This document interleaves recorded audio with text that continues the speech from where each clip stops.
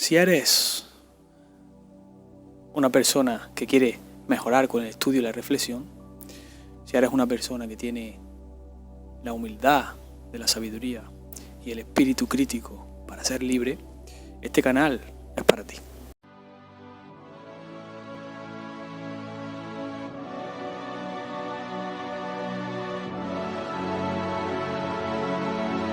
Vengo a iluminar con conocimiento a todos los hombres. Mis palabras, pensamientos y acciones lucharán por siempre contra las tinieblas, porque la humanidad sigue siendo una fiesta sin celebrar. Con ignorancia matan la libertad, rebelión ante la tiranía de esos conservadores, romper las cadenas de la condena, la culpa y la eternidad. Sin justicia no hay paz ni sociedad en la que broten sus dones. Voy sembrando la semilla para que se giren los soles y enseñemos aprendiendo para mejorar siendo mejores. Luz, luz, luz.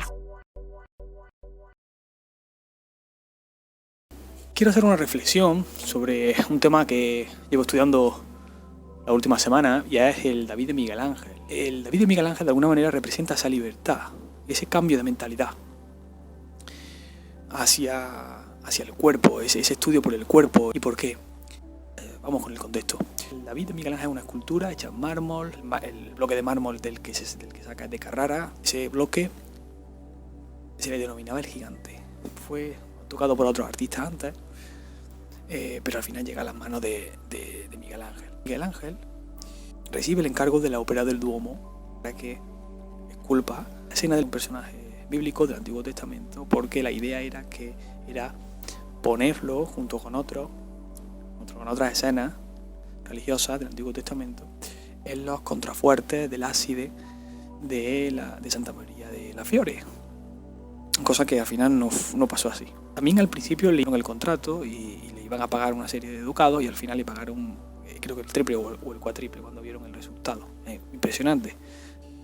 Estamos en el siglo XVI. Miguel Ángel recibe el encargo, creo que fue en agosto de 1501, y empieza en 1501 en septiembre y lo acaba en 1504. Estamos en el siglo XVI. 504. Venimos del 400 italiano. Pero ¿por qué? ¿Por qué para mí es tan importante y por qué es un símbolo de libertad y de libertad religiosa, y por qué conecta tanto conmigo y por qué está relacionado con la reflexión que voy a hacer al final? Porque vamos a entender el contexto. Nos tenemos que remontar a 1453, porque este año fue fundamental. Está considerado por los historiadores como un tiempo eje, uno de tantos tiempos eje. Porque es fundamental, porque a partir de aquí empiezan a pasar cosas que cambian la historia. En 1453 pasan dos cosas fundamentales. De los 4 hechos significativos que voy a destacar aquí, 2 pasan en 1453. Uno es la invención de la imprenta por parte de Gutenberg, que proporciona una difusión del conocimiento. Otro fue la caída de Constantinopla, que ahora voy con ella. Pero los dos otros hechos significativos fue el mecenazgo y el humanismo. La caída de Constantinopla, 1453. Constantinopla era todavía el imperio romano de Oriente. El de Occidente había caído ya muchos siglos antes. ¿Qué pasaba aquí? Constantinopla es el actual Estambul, es Turquía. Aquí estaban muchos eruditos, intelectuales que poseían el conocimiento, hablaban griego y poseían el conocimiento helenístico. Están ahí en esa geografía que van a conectar el saber oriental con el saber occidental, y traen el saber griego. Esto es fundamental, pues empiezan a traducir textos helenísticos de la cábala, del neoplatonismo, y esto va a cambiar la mentalidad europea, porque se va a pasar de una mentalidad escolástica, medieval, aristotélica, a una visión antropocentrista. Es decir, aquí la clave es que se va a pasar de una visión totalmente teocentrista a una visión antropocentrista. Esto cambia la mentalidad, y gracias a esta difusión del conocimiento con la imprenta, a la traducción de estos textos que traen de Constantinopla a Europa, va a cambiar la mentalidad, se va a poner el hombre en el centro. Y esto es lo que caracteriza a la edad moderna, por el hombre de Vitruvio. El hombre de Vitruvio, de Leonardo, que es el hombre en el centro del universo. Eso es el antropocentrismo. Y esto se ha denominado humanismo. El humanismo es poner los temas humanos en el centro y no tanto a Dios. Aunque Dios seguirá teniendo un papel fundamental, como iremos viendo. Con este cambio de mentalidad va a surgir el renacimiento. ¿Renacer el qué? Pues renace ese saber griego, ese saber clásico griego helenístico, renace. ¿Dónde? En Florencia. Porque estos artistas llegan por la caída de Constantinopla, llegan los sarracenos, los turcos, recalan en Florencia. Florencia es un poco peculiar su historia, pero lo importante es que existía un gobierno por parte de los signori, que básicamente fueron hombres fuertes. Allí los gobernadores fueron la familia Medici. La familia Medici, que era una familia de banqueros, proporcionaron una estabilidad. Y se convierten en mecenas del arte, ellos que están enfrentados con los estados pontificios, con Roma, y quieren promocionarse a través del arte. Apoyan a los artistas. Artistas como Miguel Ángel, por ejemplo. A finales del siglo XV, recordamos que la obra es 1501-1504, unos años antes, en la década de 1490, uno de los Medici apoya a un monarca extranjero, a Carlos VIII de Francia, para invadir Florencia. El pueblo se subleva y ahí cae el gobierno de los Medici, y hay un oportunista aquí, que esto es clave, que se llama Girolamo Savonarola. Es un loco de estos religiosos que en parte tenía razón, porque estaba criticando los excesos de los Medici, pero este personaje va en contra de toda esa mentalidad nueva, humanista, y quería volver a ese teocentrismo rígido. Es más, creó la famosa hoguera de las vanidades. La hoguera de las vanidades, allí quemaban las obras nuevas de Petrarca, las nuevas de Boccaccio, el de Camerón, todo lo que explicaba la libertad de pensamiento. Allí se quemaba libros. Una de las peores cosas que se puede hacer en la vida es quemar libros, porque los libros no te puede gustar lo que dice, no puedes estar de acuerdo, pero tienes que hacer un esfuerzo de entender eso y de contraargumentarlo. Ahí es donde está el conocimiento, no en quemar esta mentalidad cerrada, religiosa, que te deja en tinieblas, no te deja ver la luz real del conocimiento. Pues este personaje al final es quemado.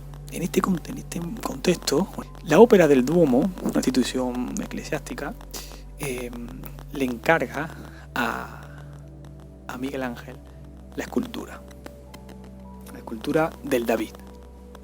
Se quería poner la contrafuerte del ábside de Santa María del Fiore, en principio, y se lo encargan a Miguel Ángel, que ya había visto el bloque de Carrara, ese bloque llamado El Gigante, lo había visto, y Miguel Ángel, con esa especie, era una especie de visionario, y dice que él veía en el bloque, ya veía el alma, y dice que ella veía el David, le combinan en que hagan la famosa escena del David, el judío David, contra Goliat.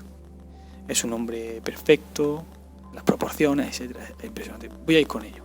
El David ya se había hecho antes. Donatello había hecho la escena, pero la había hecho después de matar a Goliat. Miguel Ángel lo hace justamente antes de atacar a Goliat. La historia del David le pega una pedra con un guijarro a Goliat, que cae y con su propia espada le corta la cabeza. Pues Miguel Ángel lo hace antes, es ese momento antes, y es impresionante cómo se ve en la expresión, en la mirada, esa tensión de estar antes del ataque, pero a la vez también, si lo ves desde otra perspectiva, como también se ve la incertidumbre y un poco el miedo, ¿no? Es increíble con las expresiones. También hay que decir que el David está en contraposto, lo que se llama contraposto. Contraposto quiere decir básicamente que una pierna, pues, por delante de otra, rompe con la frontalidad, y eso le da un gran dinamismo. Tiene una pierna por delante de otra, y eso le hace estar un poquito más perfilado, claro, para lanzar la piedra la tiene escondida en la mano, y le hace estar girado, desnudo. Si representa a un personaje bíblico desnudo. Aquí está esa libertad religiosa. Casualidad que que lo haga desnudo y lo haga después, unos años después, de lo que he contado antes, ¿no? También hacia donde mira también fue un objeto de debate, porque si miraba hacia el este o hacia el oeste, miraba hacia Pisa, miraba hacia Roma, bueno, se dan muchas interpretaciones, ¿no? Que si Florencia, que era la más pequeñita, David estaba contra el Goliat de Roma, ¿no? O sea, es una interpretación que está muy aceptada, ¿no? Y ahora se le puede dar esa interpretación también en tu vida. Tú eres el David, tú eres una persona que está aquí en esta sociedad que intenta hacer lo que pueda. Y el Goliat puede ser muchas cosas. Puede ser tu ego, que lucha, que está siempre acechándote. Puede ser eso, la lucha contra el ego, tenerlo dominado al ego. Puede ser también el Goliat, puede ser todo lo que te oprime, ¿no? Cualquier cosa que te oprime y tú puedes vencerlo a través de la belleza. O sea, también una visión artística, clásica. Se puede entrar en mucho más detalle en las proporciones. La cabeza y las manos son más grandes, están desproporcionadas, pero tiene su explicación, unas ideas neoplatónicas. El neoplatonismo trae la idea de Platón. Básicamente el neoplatonismo considera que el universo fue conformado por unas emanaciones de Dios, una serie de jerarquías, de ángeles y de almas, y que nosotros, el ser humano, somos los que poseemos ese alma y somos los que podemos volver a Dios y que debemos volver a Dios. Esto resumió mucho, pero esas manos y esa cabeza, lo que quiere decir Miguel Ángel es que a Dios se llega tanto con las manos, es decir, con el trabajo, como con la cabeza, con la mente.